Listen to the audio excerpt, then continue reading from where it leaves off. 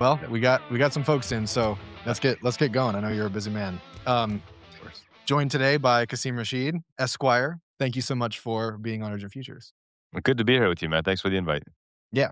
So the kind of entree for me, there's tons I want to talk to you about, but the inciting incident for me was a piece you wrote about a week ago, detailing actually how you lost a bunch of subscribers, Yeah. and that you lost a bunch of subscribers because of some pieces that you had put out criticizing the Democratic Party. So let's start there. What were those pieces? And then we'll get into some of the deeper stuff. One of the standards that I have as a human rights lawyer is to maintain justice in all that I do. And I have run for Congress. I've been the Democratic nominee. And so I'm not here to tear down any party. I'm here to actually lift up our party and to demand accountability. We can't, on one hand, be upset with Republicans for watching Trump become more and more fascist and sociopathic and right wing and not criticize him and then turn a blind eye to Democrats because they're not as bad. That's just not how you win elections. It's not how you have a functioning society. And we've seen what happens in 2016 and in 2024 when the candidate was a moderate centrist who said, "Well, I'm not Trump." Well, good, but what are you actually for? And the pieces that I wrote were reflective of how the Democratic Party is still not standing united against the Trump regime, still voting off, small blocks that every time happen to be just enough to counter the Republicans who defect and keep the Trump budget going. And we saw it again happen this week, where 21 Republicans voted against the funding bill for DHS, and lo and behold, 21 Democrats, including my congressman, this corrupt corporate sycophant named Bill Foster, voted with MAGA Trumpers to keep it going. That to me is organized, opposition to the will of the people. That's indefensible to me, and so I'm not shy about calling that out. And apparently, people subscribe to me because they see me, condemn Trump and his fascism, but then some of them get upset when I also call out injustice among Democrats. And so I decided, you know what? I had thousands of people unsubscribe, lost thousands of dollars in paid subscribers. So here's what I'm going to do. I'm going to double down because I'm not interested in having support from people who don't have justice as the tip of their spear, as their North Star. I'm interested in building a community of folks who will recognize that we have to be unapologetic about this. And you can't just excuse injustice just because they're wearing the same color hat you are. And if we want a sustainable society, then we have to lead by example, even if it comes at a personal cost. Amazing. I could not agree more. I want to flag for folks. I'm seeing comments already coming in. Feel free to leave comments in support of Kasim, but also if you have questions, Yeah. if it's apropos, then I'll weave them in and we'll discuss it. So just flagging that for everybody in And the and info. be critical, not just in support. Be critical. Call me out. Let me know where you think I can do better because that's I can't sit here and demand Democrats and politicians do better and then pretend I don't need to be criticized. Call me out. Hold me accountable the same way. Love that. Well, let's stay on the Democrats, and then folks in the comments if they want to be critical of you. What specific? You brought up the funding bill, Yeah. but what are the specific things you're seeing right now that the Democrats are doing that are obviously not in the best interests of justice, human rights, and thwarting the rise of fascism in America? Well, I think it goes before even this election because it speaks to where we are right now. Let's talk about ICE just for 1 second. We have now, for the first time, ample polling and data that shows that the majority of Americans want to abolish ICE. 80% of Democrats want to abolish ICE. So, what is Democratic leadership doing? Talking about better training. It's a completely detached move from what the people actually want, from what Democrats want, from what the American people want. The American people recognize that this is an out of control government organization that is killing people, torturing people, sexually abusing children, raping women. A Guardian report shows that they're crushing the testicles of men. It's insane what's happening, and we've got these people, the Chuck Schumers of the world, saying, "Well, we just need better training." No, the problem with untrained fascists is not that they're untrained, it's that they're fascists. And you don't train fascists to be better fascists, you abolish them. And so, the reason why I bring up that this is a problem from before Trump came into power is that we know for a fact that under Trump's first term, there's about 5,000 documented cases of child migrant sexual abuse by ICE and DHS. Biden comes into power, talks about saving the soul of America, and he does two things. One, he increases the ICE budget by billions. People don't want to talk about this, but he increases the ICE budget by billions. And two, he ignores the 5,000 credible cases of child migrant sexual abuse by ICE and DHS, doesn't prosecute them in any kind of meaningful way. Sure, a couple of folks here and there, but it wasn't a couple of folks who were sexually abusing 5,000 children that we know of. It's systemic, and he doesn't pursue that. He loses, or he steps down. Harris loses. Trump comes in and massively increases the budget. And now suddenly Democrats remember, oh, wait a second, we don't like ICE. We want to hold them accountable. Where was that accountability when you had the trifecta in the House, the White House, and the Senate? Where was that accountability when you were increasing ICE funding? And so now, what I'm trying to impress upon voters is that we don't have to actually take this. We don't have to accept this framing of the only way to solve this problem is through so-called better training. What we can actually do is what's proven, and that is to abolish ICE, reallocate those funds to actual public safety initiatives, like, for example, healthcare access, better school funding, infrastructure, social service programs, mental health treatment, addiction programs, free school lunches. These are all things, by the way, that are proven to decrease community violence, decrease recidivism, increase community health, increase life expectancy. These are all proven models. None of this is theory. And so when I see Democratic politicians say, "Well, okay, I'll agree to defund ICE, but we need to send that money to the local police departments." Police are killing 2,000 Americans a year. What are you talking about? How's that going to solve anything? Why would you further militarize them? What we actually need is a community safety program. And that's what I'm calling on Democrats to do right now. That even though you're in the minority, we have enough Republicans finally defecting and breaking off. That's how we passed legislation to get the Epstein files released, which still aren't released. Start working with those Republicans who are defecting and breaking off. Stop with this nonsense. We're not stupid that every time a certain number of Republicans break off, exactly that many Democrats happen to flip and vote Republican. It's controlled opposition by Jeffries and Schumer, and it needs to stop. And let me ask you, and this is a bit of a I recognize that what I'm about to ask you is a speculative question. I understand you might not wanna answer it. But I Sure. think a lot of people you have experience kind of being inside this community, inside, as a candidate.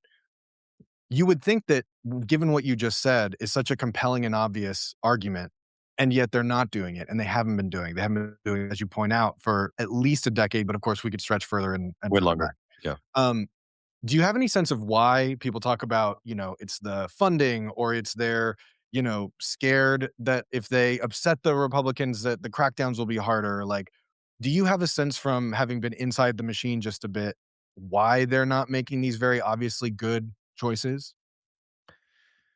I mean, no, I'm happy to answer that question. And the harsh truth, the harsh reality is that they're all funded by the same billionaire corporations. That's really what it fundamentally comes down to. They're funded by the same billion-dollar corporations. They're funded by APAC. They're funded by United Health. They're funded by Amazon, by Walmart. And for them, it's making profit. I mean, Schumer spoke and said that his number one priority is to defend Israel and to make sure Israel gets its money. Okay, then go be a politician in Israel because that's what an Israeli politician should be doing. That's not what an American politician should be doing. Could you imagine any US politician standing up and saying, my top priority is to make sure that Saudi Arabia gets its funding?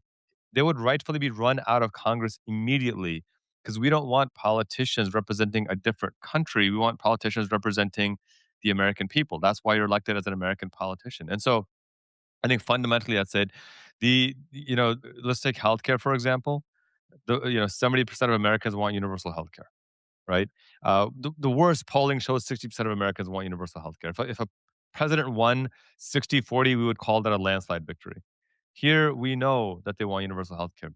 As we watch Trump and the Republicans try to gut and repeal the Affordable Care Act and gut, these ACA subsidies, the conversation should easily be, you know what? This is the result of a for profit system. It's exploitative. We're spending double per capita. We have the highest maternal mortality, 3x higher if you're Black or Indigenous, the lowest life expectancy. And you can't see a doctor for 6 months, 8 months if it's a specialist. We need a universal healthcare model.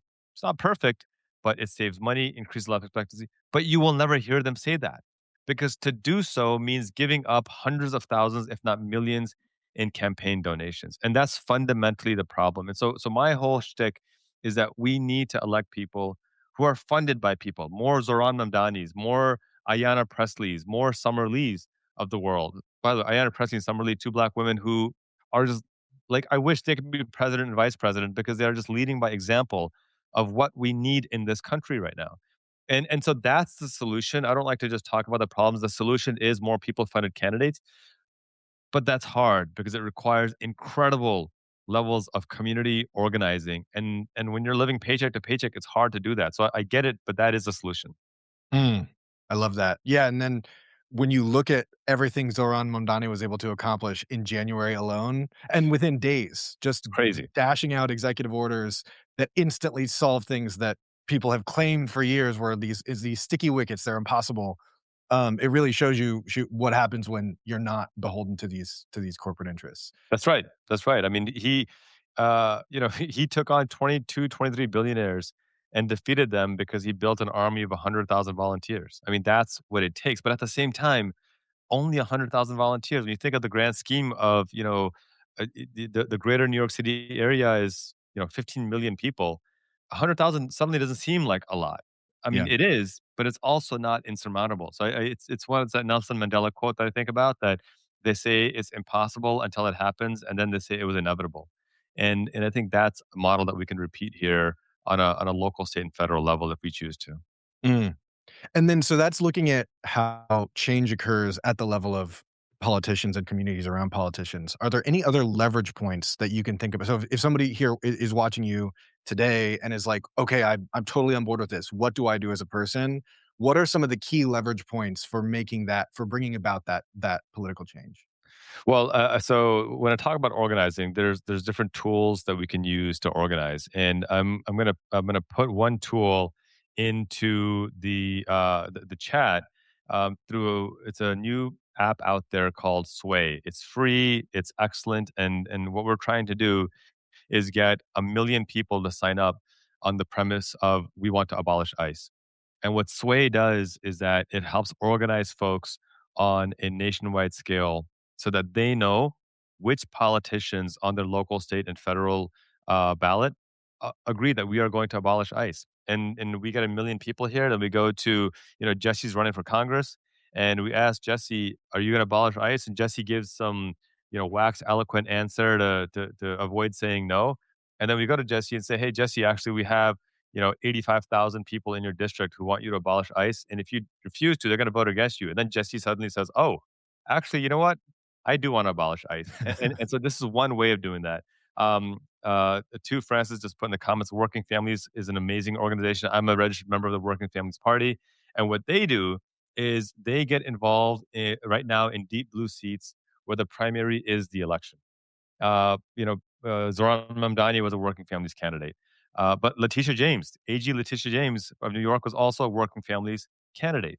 And so rather than simply waiting for the general election, getting heavily involved in the primary is an excellent way to flex our muscle and to make sure that folks listen. Somebody mentioned boycotts. Again, an excellent way.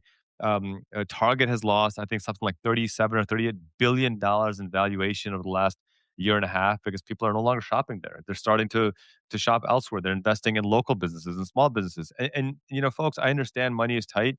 I can tell you, if instead of spending the crappy thing at Target for $10, you buy a little bit nicer thing at a local shop for $15, it will further enhance your community and your economy in ways that you can't even imagine right now.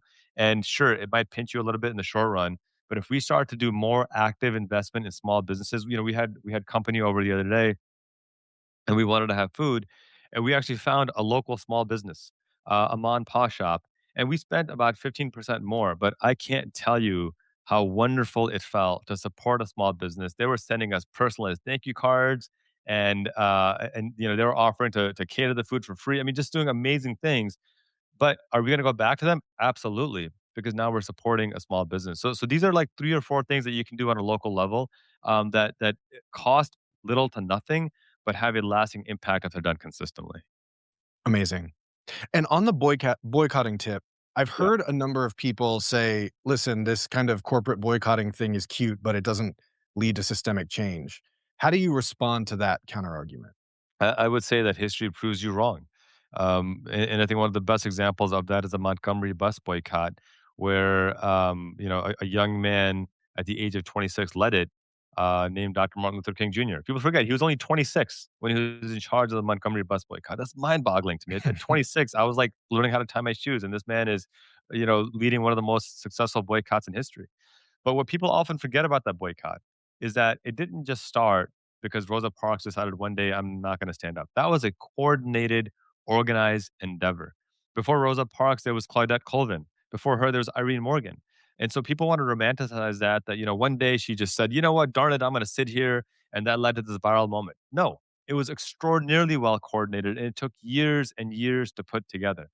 And then the second thing that people forget about this is that this boycott didn't just last a week or a month. It lasted well over a year, something like 400 days, if I'm not mistaken. Somebody can Google it and fact check me, but it was somewhere around 400 days. And then the third, so it lasted a while. So imagine walking to work for well over a year in Montgomery, Alabama, where it's 118 million degrees in the summers. And they were doing it consistently. And then here's a third part that people forget about the Montgomery bus boycott. It didn't end because the bus company or the city said, "Okay, okay, fine. We're not gonna have racial segregation anymore. Black people, white people can sit wherever they want."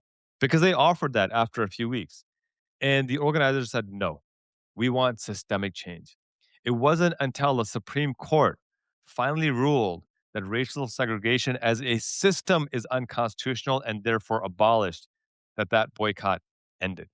And so, we're not asking folks to walk, you know, in the hot, scorching sun for 20 miles to get to work. We're asking them to shop at your local store instead of Target, right? We're asking them, don't go to Starbucks, go to a union coffee shop, go to a local coffee shop. We're asking folks to recognize that there's ways to organize on a local level.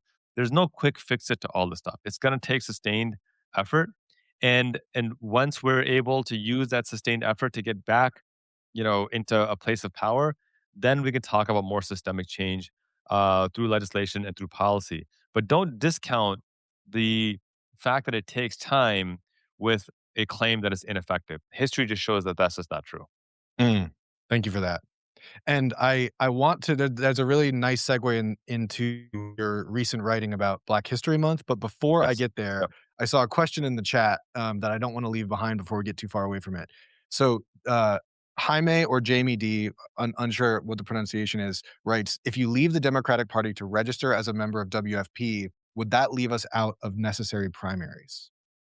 No, but it also depends on the rules of your locality. In New York, for example, you can vote on multiple ballots. And so that's where the right tried to make like this big thing about, Zoran voted twice for himself. No, he voted for himself on the Working Families Party ballot and on the Democratic Party ballot. It didn't count as two votes. It still counted as one vote. It just showed which parties he was representing. So that's a question to ask in your locality.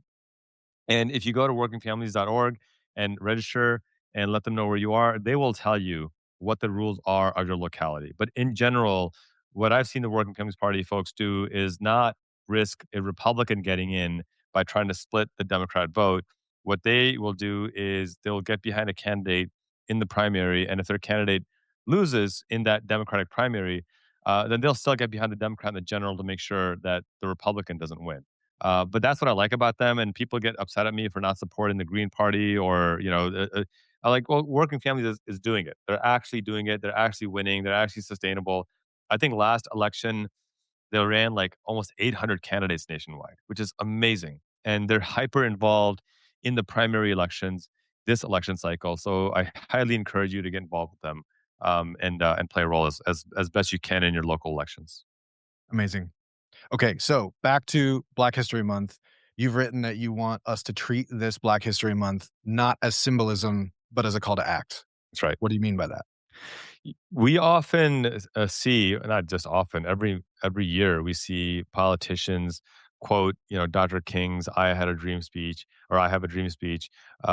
Quote his remarks about justice and humanity, and then go and vote the exact opposite. Dr. King recognized the triple evils of militarism and racism and poverty.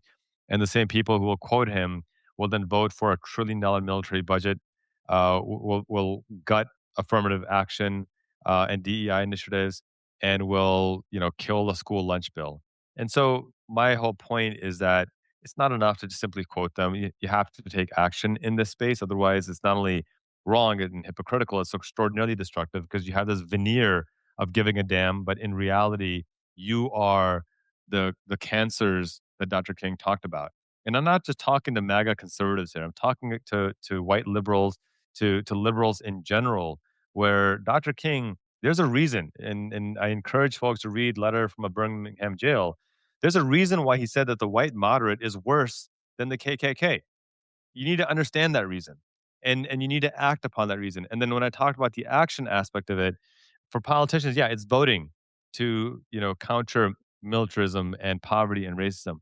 But for the rest of us, it's investing our resources. And in my article, I cited 8 or 10 Black scholars, activists, humanitarians, writers, musicians that I support, not just by sharing their content, but by financially investing in their work. And again, that's not for everyone. I don't want to comment on anyone's personal financial situation or pass judgment on that. But I do want to say for those who do have means, cancel the Netflix and invest in these guys and these men and women instead. Cancel the fluff piece for CNN and invest in these voices instead. Because at the end of the day, we need to be able to make these kinds of financial investments on a sustained level. This work is hard. This work takes time. It takes sacrifice. People are putting their jobs on the line, and we need to be able to lift them up on a consistent basis. Mm. I have a follow-up question about corporate media, but I Yeah. there's one more, question from the chat in the vein of the WFP question, which is LTW writes, "What about the democratic socialists?" So my I think you probably get what that question's asking, but Yeah, I mean, I think Democratic Socialists are very similar to the Working Families Party in this space, and the DSA I think has done a pretty effective job. They were a big part of Zoran Mamdani's win, and I think if anything, it speaks to the point that we're talking about of the need for coalition building. Right? There's no one magic silver bullet that's going to take down the Democratic Party or the Republican Party, nor do we need to. What we need to do is uplift people committed to justice and humanity. And that's kind of my whole argument. That's my frustration with the party, right, the Democratic Party right now, that everything is about how evil Trump is. And they're not wrong, but you have to offer a competing vision. The other day, the official Democratic Party account posted about how Trump is spending money in all the wrong places while Americans can't afford basic groceries. And I'm like, yeah, I agree. But 21 Democrats just voted for that Trump agenda that you're condemning and are perpetuating this injustice. So what the hell are you lecturing us for? Go talk to your people and keep them in check. And so when we talk about DSA or Working Families Party, this is, I think, the importance of the coalition building that we need to be deliberate about. We don't have to agree on every single policy initiative, but in my view, if we can agree on the humanity of all people without distinction, then I'm game to work together. hell yeah. Okay, so back to corporate media. So you've written Yeah. corporate media silence is costing us, and of course, this as a recorded episode will come out later. But for folks watching today, everybody's probably seen that Washington Post has laid off a massive amount of its staff across departments, which I feel like ties into, though is not the main point of the of your piece and the Substack notes you've put out, sort of related to it. Why is corporate media silence costing us? I maybe I should have used the word complicity because I think it's not just silence, but it's also complicity. And the fourth estate is explicitly enshrined in the Constitution, the First Amendment, the about a free press. I mean, is explicit, and that's a remarkable and notable thing. We take it for granted, but we shouldn't because it's there for a reason. The framers of our Constitution, for as flawed as they were, and I can count a billion bajillion flaws, certain things they got really well. And one of them was establishing a free press and a fourth estate. And their job, their purpose is to hold power accountable, not to bootlick or whitewash them.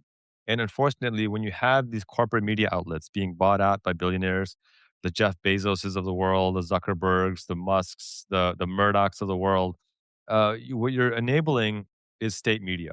CBS with Ellison is state media at this point. Barry Weiss, as AOC just said this the other day, she didn't get that job because she's some stellar journalist. She's actually a terrible journalist. If you read her work, it's insufferably bad. Like I know, like my seventh grader could write a better analysis piece than the propaganda she spews out there.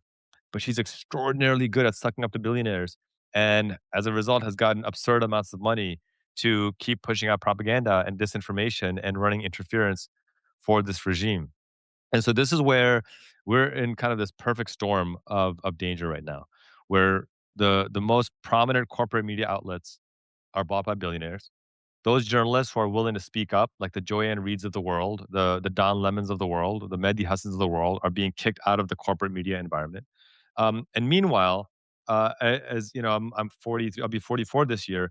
I remember when local media was a big deal. I remember getting my name printed in the local media when I was in high school for sporting competitions, and like everybody coming up to me and giving me a pat on the back because we all read local media. It was the greatest thing in the world.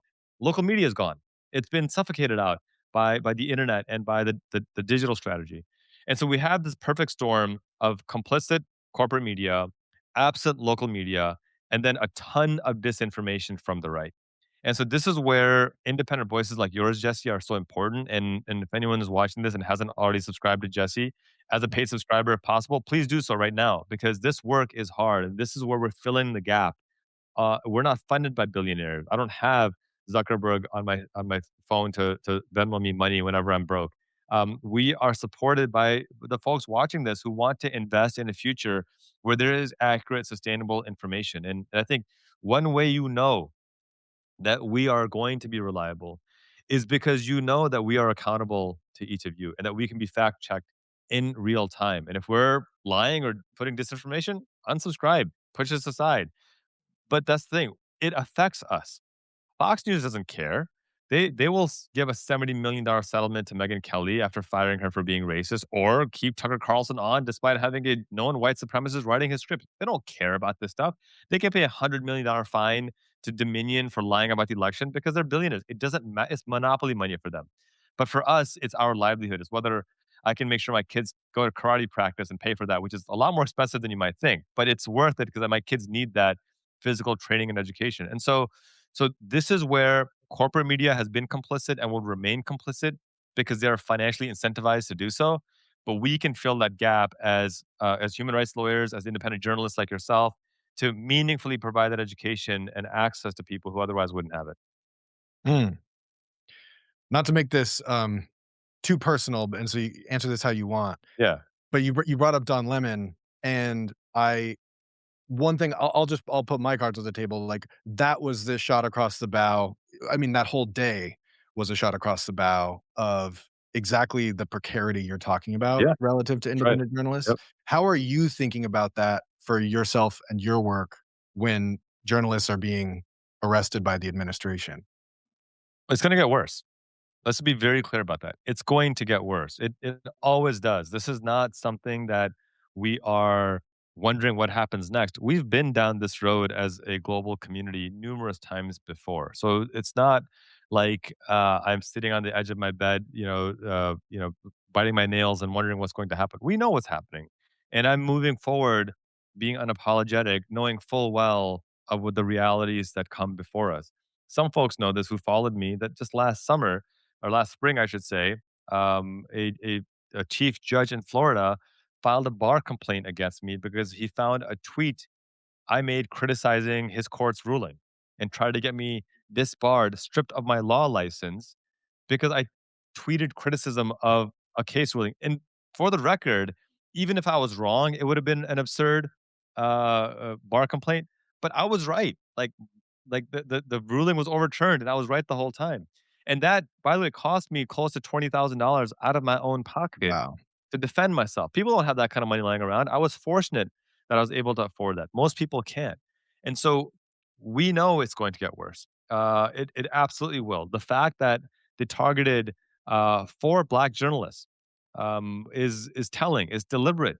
Meanwhile, you've got this 23-year-old white kid, Nick Shirley, or whatever the hell his name is, putting out pure propaganda against Somalis, and they're calling him to get the Pulitzer. It's nonsense. And so, yeah, I'm cognizant of it. I'm aware of it, but I'm not worried about it because at the end of the day, I don't really care about things I don't control. I don't care what these fascists do, and I'm certainly not going to live in fear of them.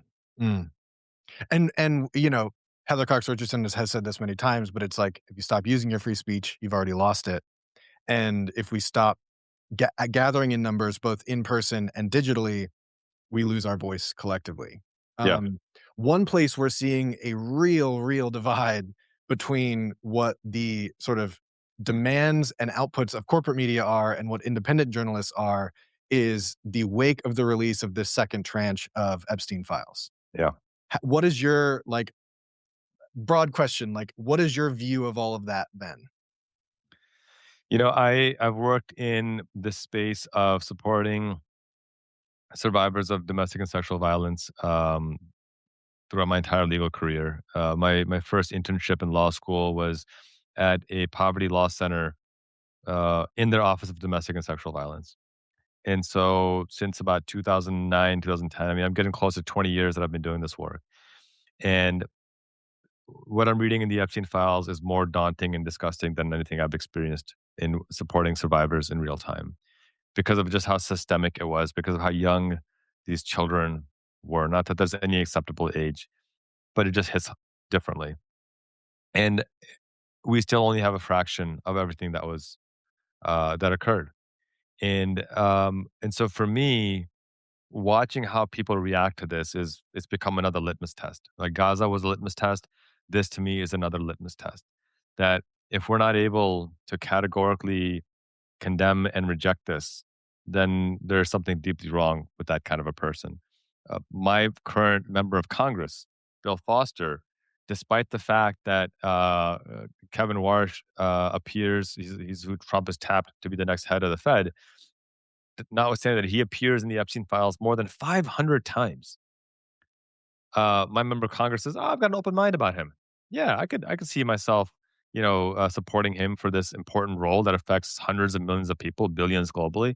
I mean, this is just how morally bankrupt these sycophants actually are. And I look at that litmus test to say, what role can I play in educating people on how serious of a moment that we're in, while not sounding alarmist, which sounds weird because like this is the place to sound the alarm.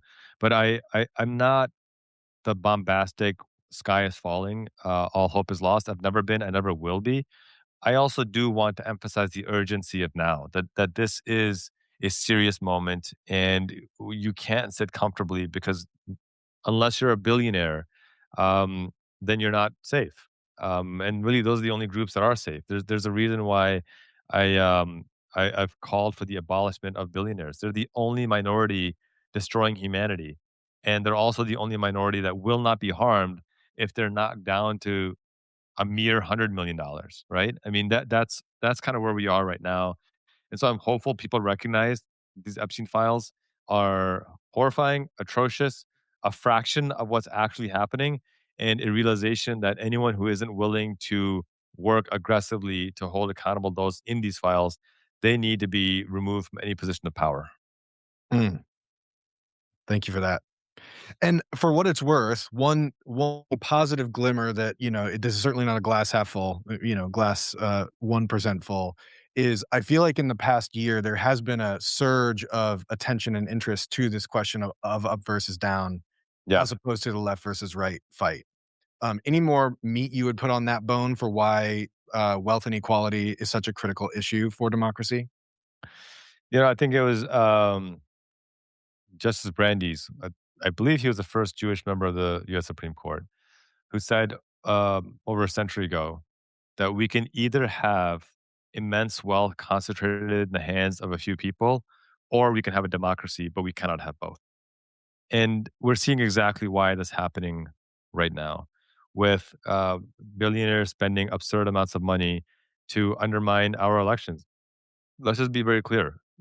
Donald Trump is only in power because he's a billionaire and had billionaire support. JD Vance is only in office because billionaires got behind him and funded him with unlimited money to win his elections. It had nothing to do with his policies or values or principles or ideas. It had everything to do with just blunt force trauma with billionaire money.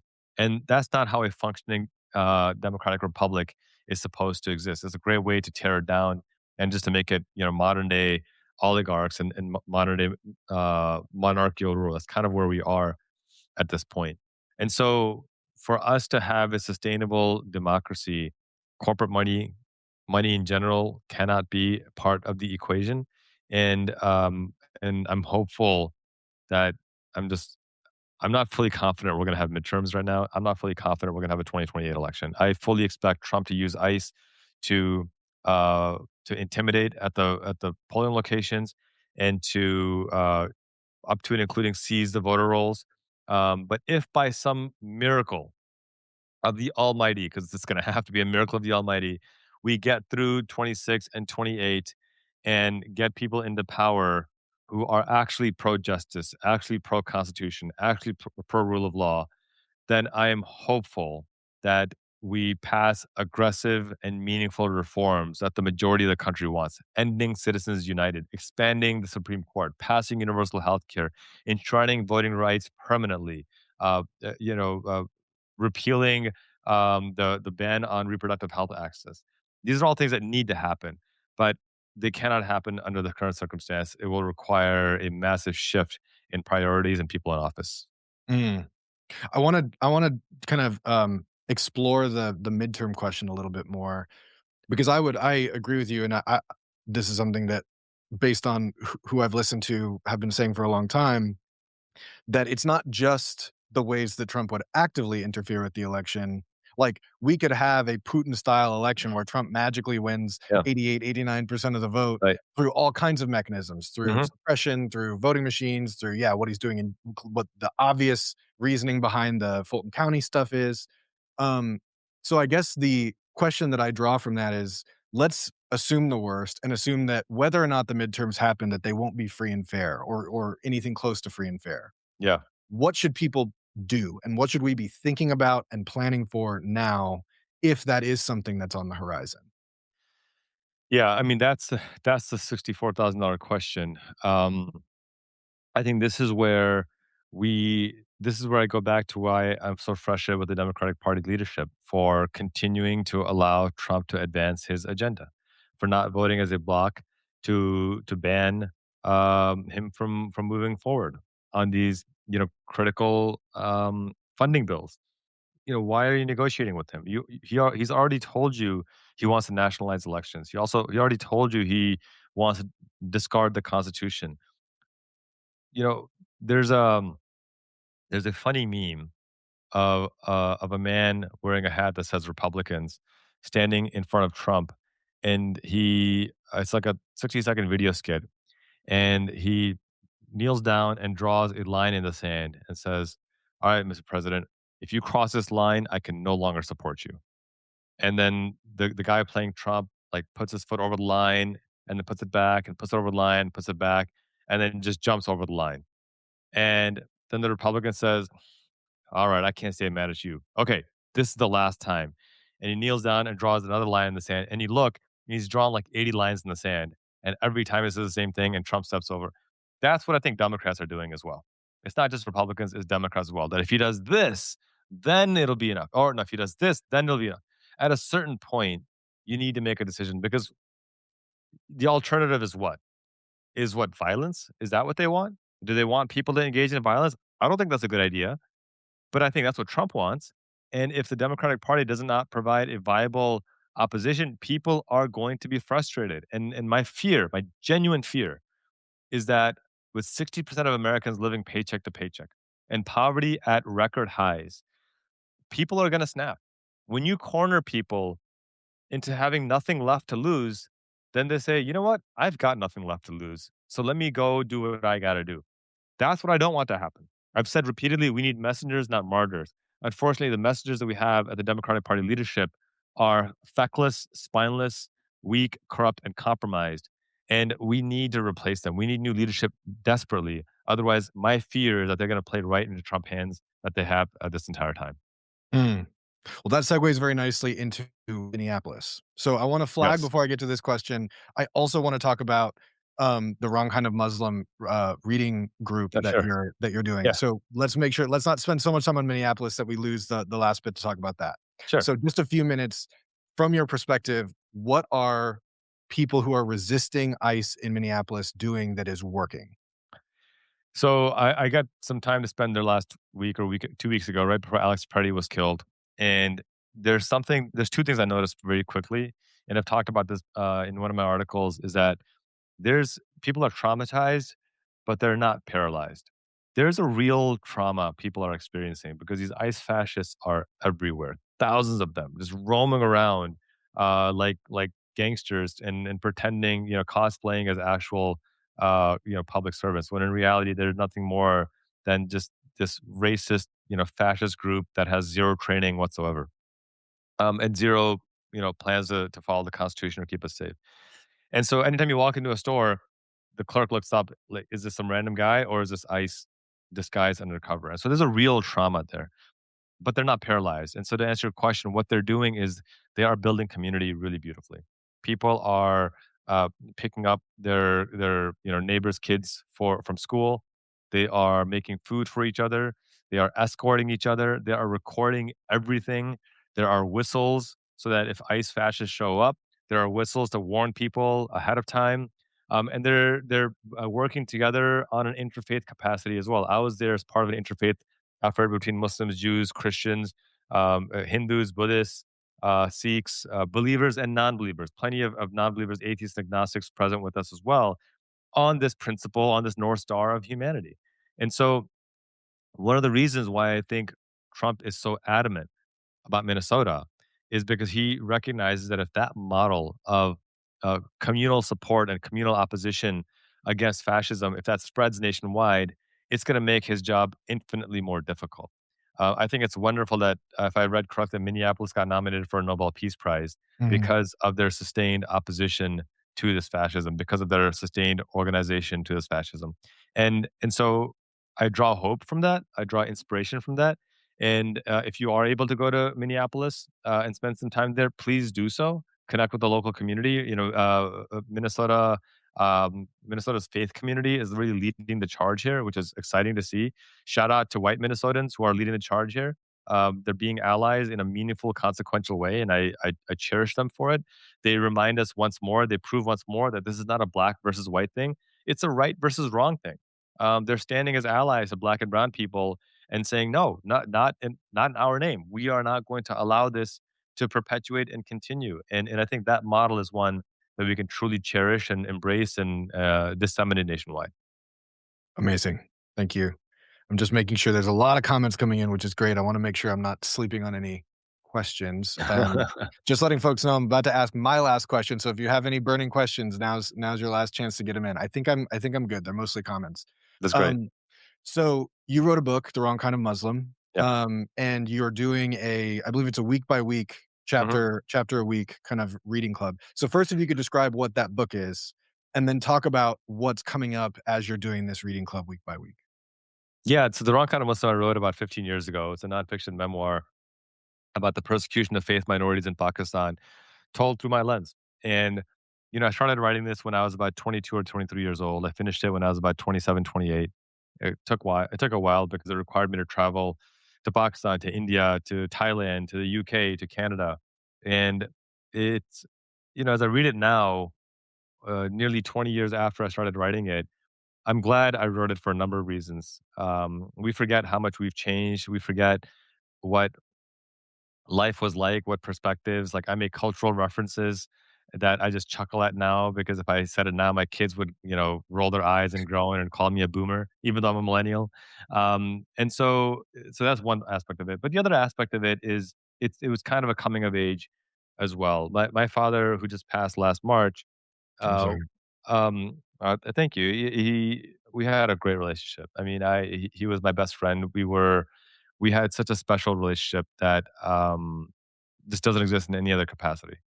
And one of the most important gifts that he entrusted to me as a young person that I'm entrusting to my children is this basic principle that my job is to teach you morals and the difference between right and wrong, but it's not to teach you what to think, it's to teach you how to think. And so when it came to matters of faith, while he was an observant Muslim, he was an imam, he was an Islamic scholar, for God's sake. Um, he was adamant that he would never enforce faith on me or require me to be Muslim or require me to pray or require me to study the Quran or any of these things. His thing was, my job is to teach you morality, is to teach you human dignity, how to treat people well, to impress upon you this obligation of service to humanity indiscriminately. And it is your job to figure out your path to God on your own. And I think that was something that was deeply uncomfortable for me as a young teenager, where the story begins. And it's something that is so precious to me now that the discomfort would be to have remained in that ignorance.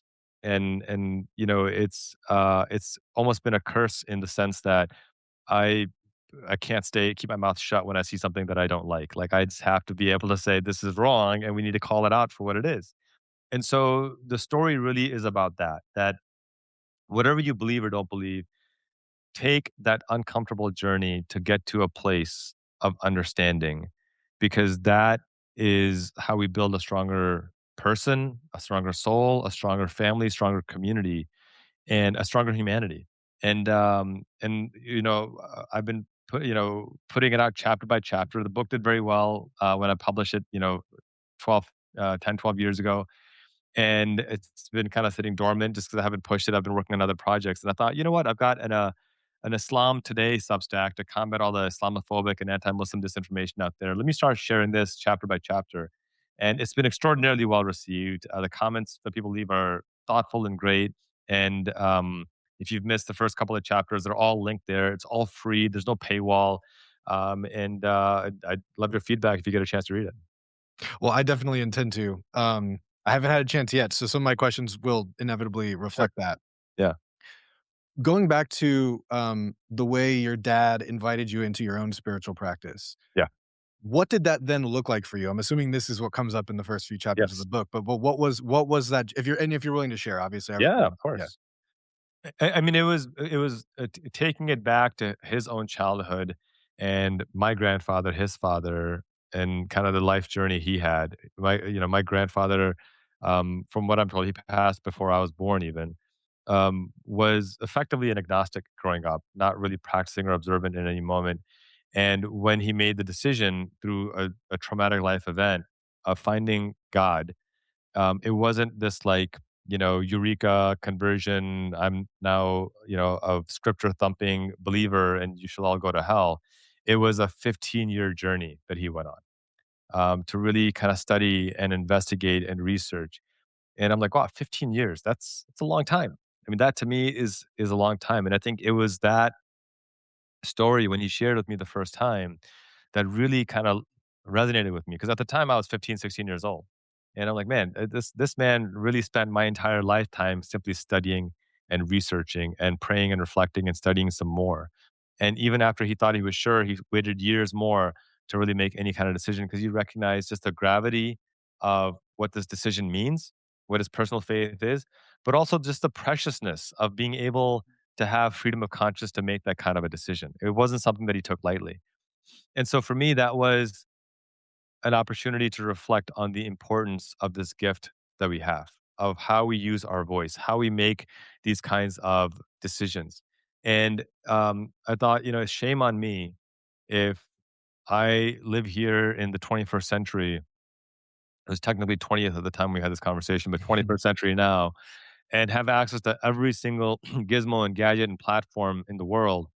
And I don't use it for the benefit of building humanity, of bringing folks together. And that's one of the things that kind of keeps me at my North Star, that I've been gifted things that my grandfather couldn't have even dreamed of. What am I doing to maximize its use and really cherish this gift that I've been given?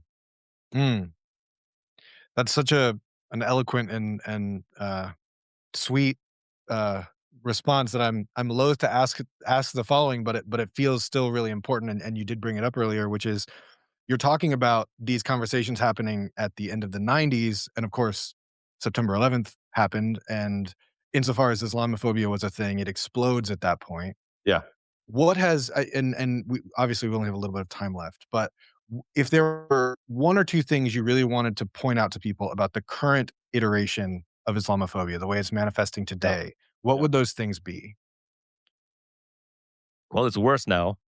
Yeah. It's worse now. I mean, I was 19 when 9/11 happened.